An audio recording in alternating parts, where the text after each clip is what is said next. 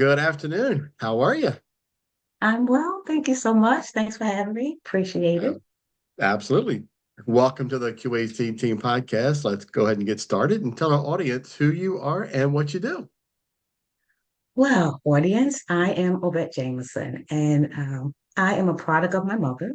She was one who always cared for us very well, and she also cared for the community very well. And so she's pretty much instilled that in me. And so what I do at this point is I facilitate conversations. And the way that I do that is through training and development, a real focus on, I'd say, mental well-being in terms of training and certifying people in mental health first aid. I train on adverse childhood experiences. And then I come and work with businesses so that they can have a productive workplace wellness site. And so that's pretty much really creating a caring environment. It's kind of what I do. That's a great thing. That's a great thing. So Well, thank again, yeah, tell us, why did you decide to be a business owner? Well, growing up, I saw what that looked like.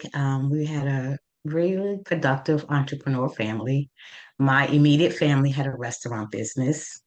Nice. My uncle, who actually lived down here in the Maryland area, had his own cab with his name blasted on the side. My aunt was an accountant. So I just kind of saw that all around me and my immediate family and extended family on what it is to be a business owner. But I also found out um, hmm, the strength that comes from that, how to Yeah, overcome adversity and things along that way. And I guess, being here in this country, I think it really let me know that this is where we can get it done because we yeah. do have a system built for business owners. And so I was taught that as well. So might as Yeah, well I was take going advantage. yeah, so entrepreneurship was kind of in your family growing up, huh? Yes, indeed. Indeed. That's great. Yeah. So tell us a little bit. So why'd you choose your industry? Well, let me say it like this. We did have our own business. I grew up in an urban environment in Newark, New Jersey. And so one of the things that I saw at a very early age, Chuck, was I saw what can happen when a community is devastated by addiction. And so one day, had our restaurant. It had two really full-size glass doors. And I can hear this little girl crying to her mom, well, not crying, but just kind of coaxing her mom to come on. And she was repeatedly saying this. And so I finally went over. I was about 11 then. And I finally went over and said, like, why isn't her mom coming on? And her mother was in what we call back then a heroin nod. So she was, drugged up and just literally couldn't move. And so that just broke my heart at a very young age. And so I went into youth development, which is the industry I have been in for about 25, 30 years now, working directly in youth programs before and after school and things on that line. And then I shifted here after COVID, in all honesty, I shifted to really come out of working in someone else's business to start my own. So it's for me, it's still about youth development because it's family stability, it's having a healthy workplace, and all that comes back to our children and our youth. And so that's kind of how I end up in this industry. From just saw something that just broke my heart at a very young age, and it seems to be coming full circle once again. So yeah. Yeah, it's interesting. And you mentioned COVID. That used to be one of my questions when I first started this podcast, was, how you got through COVID and all. And I kind of took it out because, as I interview people and we talk, it kind of naturally comes up as something that they'll say once in a while about, well, during COVID and this. So it's interesting that, here we are, what, 4 or 5 years later, and COVID's still a thing and we still talk about it, you know? Well, I mean, it was part of, my history, more recent history, but it also, I think, was a place of resiliency for a lot of people. Yeah. It's something that I don't think many of us have experienced before. And so to come out of that, I think is something, if you've come out of it well, you should give credit to yourself and, make that statement. And so, Yeah, there were a lot of businesses I interviewed early on in the Spotify days of just voice only. A lot of my podcasts, they talked about that, how podcasts made them, If it Yeah. wasn't for COVID, it wouldn't be, they wouldn't have what they have, and they're kind of grateful for it. But in the other sense too, they're kind of like, it was a bad thing, but it was kind of a good thing, for a lot of Yeah, businesses, yeah, you know. that's true because I worked, and again, it was a very pivotal point for me because I worked in the school system, which is a place you just like nothing's going to happen here, but it did, and so I'm grateful, for that experience, and hopefully, to continue to press on with the aftermath of all that and letting people know that they'll be okay, they'll be Yeah, okay. absolutely.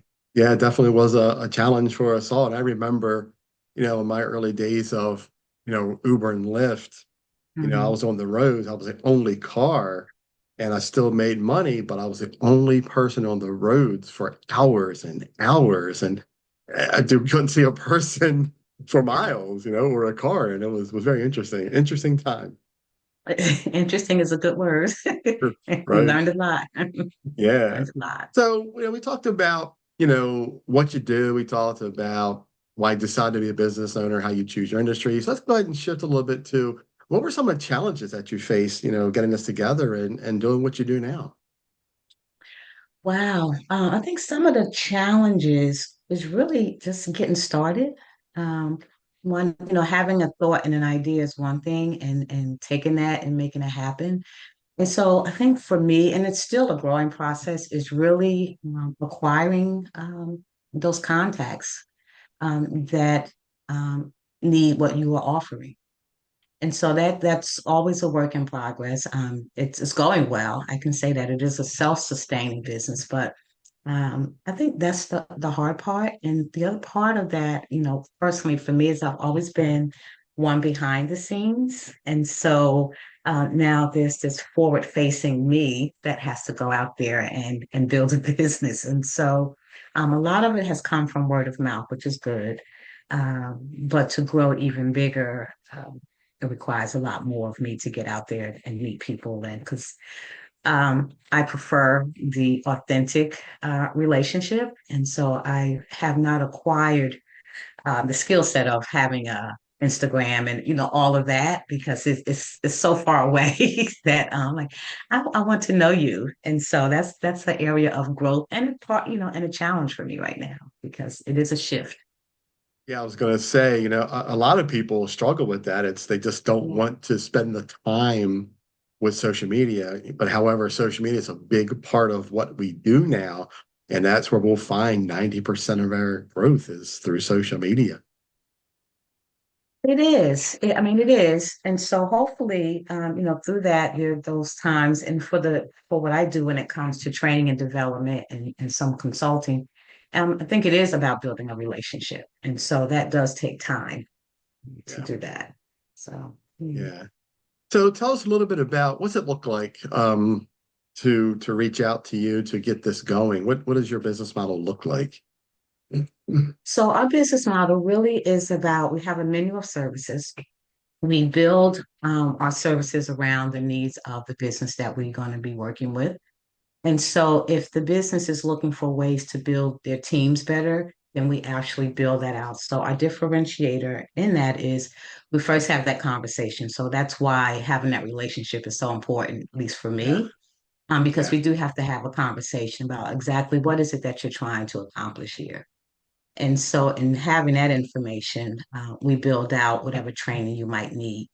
Now, in terms of our menu of services, since mental well-being is top of mind right now, there are some things that just come packaged. And so if you're looking to be able to recognize, different things in the workplace, then we do have a mental health first aid certification training, which allows your team to be aware of certain things that others may be experiencing so that they can be a help to others. Um, and so it kind of builds around that, Charles. It really does build around, what is it that you're trying to accomplish? And we sit down and make that happen for you. Right. Now, is there a specific target market for you, or do you target women, men, certain businesses? Who's your target? Most of our work has been in nonprofit. And so, because that's where the youth are. And so, again, my focus is still ensuring that our youth are able to thrive and grow. And so it's been mostly in nonprofit. It's not only in nonprofit, but it's mostly in nonprofit. And so the model is expanding. And so with our Work It Wellness program, that can be in any industry. With that particular component, it does allow a company to kind of build their purpose around getting input from the employees, from their staff, from their team. And so we kind of help an organization build that out. We develop the scorecards. We kind of put all that together with them. The promotion and communication, we do all of that so that, somewhere down the line, if the ownership is willing and ready to listen to their team, it turns out to be a really good thing. And so, Yeah. yeah, Yeah, working together. That's key in a lot of things that a yeah. lot of businesses offer, especially in the coaching and mentoring and developing, markets. It's a good thing. Hmm. Hmm. Yeah. So tell us, what are your expectations for your business in the next year or two? What are you hoping to accomplish? That's a very good question. Expectations. Well, they're twofold, actually, Charles. So, the first one is really just expanding. I really need to get out there and network more and just expand the business because, from my world, there is, and according to those in health, that there is somewhat of a epidemic in terms of mental well-being. Yeah. And so expanding in that just to let others know that it may sound like it's really, really bad, but if people are given a space to kind of have conversation, that could be a good thing. So expanding in that space and really expanding into the workplace because it could be challenging to have those conversations at work. So to kind of make it a norm in the workplace to recognize challenges and have conversations around that because everybody shows up much better when they feel like they are worthy of something. Yeah. And then That's the good. other part is I've authored a book. It's called From Stress to Strength. And I have another one in the works, Soaring Above the Solvable Worries of Life. And so I'm looking forward to moving those. They're gaining traction. And I'm building a community of women around those two, just a place where women can come and just kind of have conversation. And again, Yeah. talk about what is going on in your life and kind of overcoming and building community around that. I'm kind of Yeah. excited about that. Yeah, I love this question about the expectations because it really showcases what the future holds for our businesses, and Yeah. make sure you send me those two links to your book and to your website so I can put those in the show notes for you because I definitely want to help Okay. read that for you. That's really good. Okay. I will do that. Thank you. Yeah, absolutely. So what else you have for me? I don't know. What else do you want? What I else think do that you was want? good. Yeah, I really appreciate you coming on and telling your story. I, I hope good things for you. I hope the future is bright for you, and it's good things that you're doing, especially on the nonprofit side. To where you're trying to help people with this mental illness and really help them feel better about themselves. I like this. Yeah, I mean, I think it's good, and I will pull back a little bit, and not so much mental illness where there's a diagnosis of something, because I am not a therapist or a counselor, but really bringing awareness to what things may look like, and really providing those resources to kind of help guide people, so that they are in a great state. I guess the other thing, what else do I have? Is just building community locally here. So it's a couple of teams that I'll be on and really expanding what it looks like here locally, here in Maryland in the county that we're in. I'm not sure how broad your podcast goes out, but here in the Maryland area, and just really expanding and getting people back together again in close contact. And so, yeah, community is really important. So I'm kind of looking forward to expanding that space. Yeah, definitely. I'm looking. This will definitely, hopefully, reach a broad audience. Further out through the entire country. So that's my goal with this. Is to really push it out so people can see across the country what we're doing and how we do things and how we can help people. You know. Yeah, and I appreciate you for having a space for particularly small business owners to do that because that's what we're all made up of. Small businesses, local business, shop local if you can. So I Yeah, appreciate you doing what you do, and definitely thank you for the time to kind of yeah. sit with you and have a little conversation. Yeah, you're very welcome. So, and like I said, I hope this, goes far and wide for you and people see what you're doing and let's hope you grow. That's what we got to do. Yeah, and my aunt who's here with me, she's just over 90 years old, and she said it's not hope, it's will. So I will go, and I share that with everyone. Her words of wisdom that you will do what you put your mind to do. So yeah. Yeah, a little bit of law of attraction there, right? Ask, believe, receive, and just the power of positive thinking, right? It is that. It takes some work. I mean, it's just not the thought, but yeah, Yeah, it takes some effort absolutely. and some work to get it all done. But most definitely, for Absolutely. sure. Definitely. Absolutely. Well, I appreciate you coming on the podcast today with an interview, and I'd love to hear your story. Can't wait to share it with our audience. And keep in touch, and we'll talk soon. Definitely. And I will send those links to you. I appreciate it. Please do. Thank you so much, and have a All great right. rest of your day. Okay. All right. All right. Thank you. Bye-bye. You're very welcome. Take care. Bye. Bye. You've been listening to the Q.A.C. Team podcast with your host, Charles Luttrell. Connect with us on the web at QACteam.com, TikTok at Q.A.C. Team, Facebook and Instagram at QAC.team. Thanks for your support.